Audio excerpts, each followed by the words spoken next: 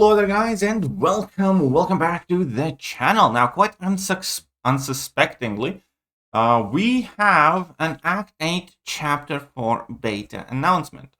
And as always, Chapter 4 is the most exciting chapter because that is the one that finishes the entire story act, which means bigger rewards, more things happening in the game, everything else. So let's read when and what is happening and then have a bit of discussion, because I do have some bone to pick with Kabam about this as well. And I do have some, fulfillment of my predictions, I suppose, because this is exactly what I kind of thought is going to happen with story content kind of becoming shorter and easier. The fact that Kabam might want to release it more often.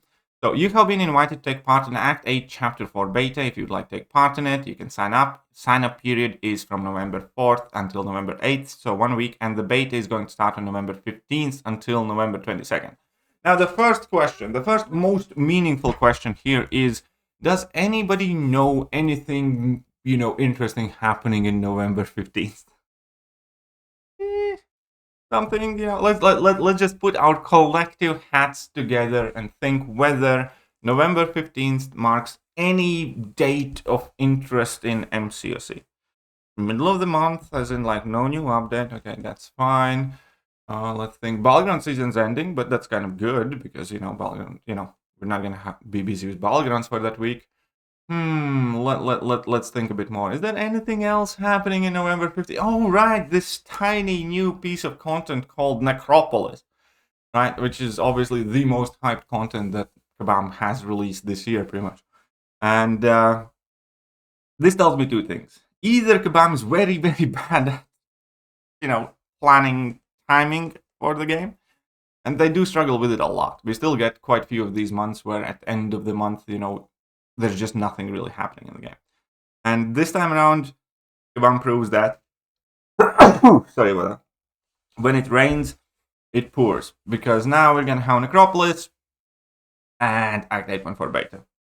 Which one takes precedent? Obviously Necropolis. So the thing here is, I know that not everybody is going to be playing Necropolis because it's an Everest content. It's not meant for everybody.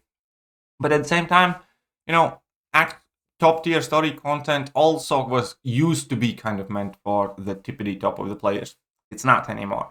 And this kind of proves it, in my opinion. But whatever. As for me personally, I obviously plan on jumping in Necropolis and getting it done as soon as possible. It is 6 parts.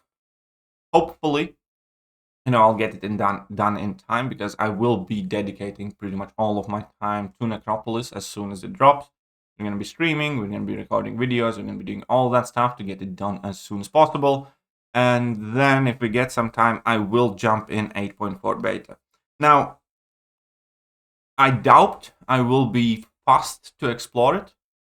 I don't know, maybe I will. It kind of depends on the rewards. If Kabam isn't apping the rewards for taking participation in beta and it's still just some 6-star shots, which I'm not sure about, by the way, then I'll probably just do the completion run because it's just 6-star shards. If Kabam is going to offer something meaningful like 7-star shards, then will definitely try to explore it, I'm not gonna lie.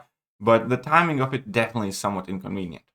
We do, however, need to talk about several implications here, because number one is the fact that, as I kind of thought, the fact that Kabam is shortening the story content, they will try to release it more often, which ultimately I think it is a good idea, because every time the new story content chapter comes out, it's a new neat set of rewards. It is something happening in the game. It's a point of interest for people. I think majority of the player base who does get to play this content do enjoy it, and it's kind of an event, makes the month a bit more interesting. Because obviously this game is jam-packed with stuff to do. But we have our incursions, battlegrounds, Lions Quest, Lions War, story content, side event, monthly event quest, and all of that stuff. There's a lot to do in this game because this game has been around for nearly a decade at this point. However, Kabam still often has the problem with when it rains, it pours. When it's drought, when it doesn't, it's massive drought. And we have these weeks where the game kind of seems dead. When, battleground season is off and there's no story content recently come out and stuff like that. So it is easy to get overwhelmed in MCOC, and I understand that I'm in a different position because, you know, I'm a YouTuber and I play all the content actively when it comes out, but would I not have as much time, it would probably be easy to kind of like fall behind a bit. But at the same time, I don't think anybody can deny the fact that for the more active players, we can still definitely find these windows of nothing happening in the game, which can be very frustrating. That put aside, realistically, if this is happening in November, then typically December, January, I think we can expect this at February, latest in March, for 8.4 to come out. So February, March is when I would kind of like look at Act 8 finishing, which will inevitably come with a new progression level. Now, in the past times, Kabam releases a new progression level slightly after this piece of story content comes out, I think. But it is definitely coming.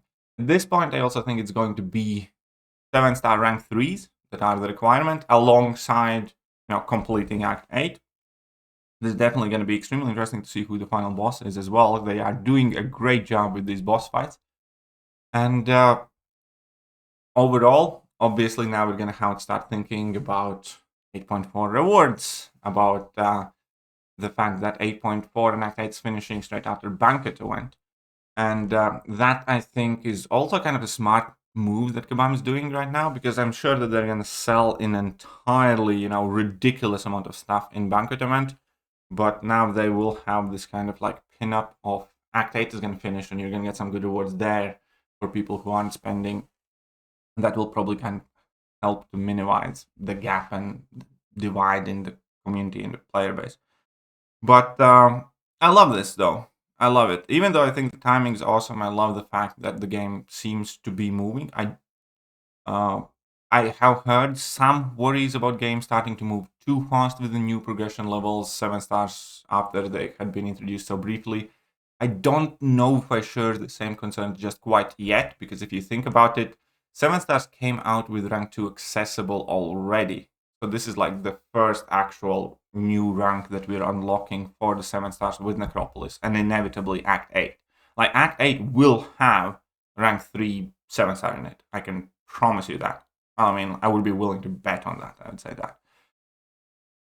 But whether the game is moving too fast, I don't know. But at the very least, the more stuff that is happening in the game, I think, you know, the more options people have, because again, not everybody has to do everything. You can prioritize, and I have been hearing a lot of people, for instance, don't like that the game is becoming so battleground centric. If Kabam is releasing more story content more frequently, then that will give more stuff to do for the people who do not want to focus on Alliance Wars and battlegrounds and stuff like that.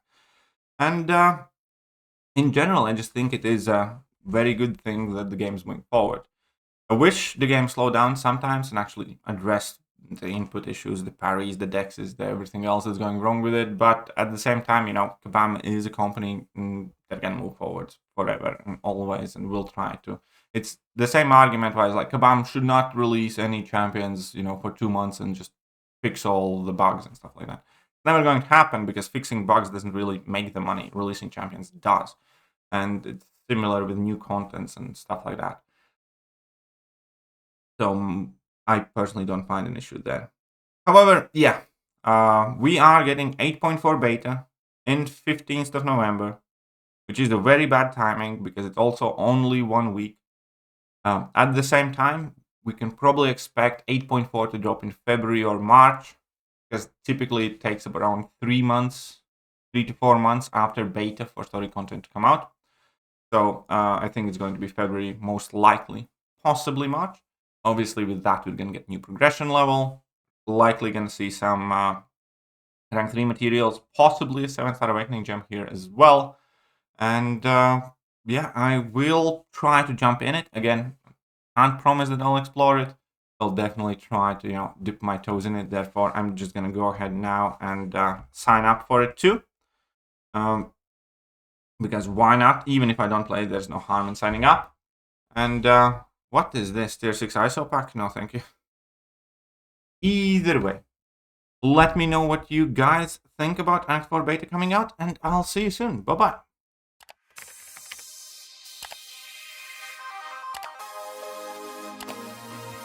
proceed with. Hello there guys and welcome back to the channel. So we have all the information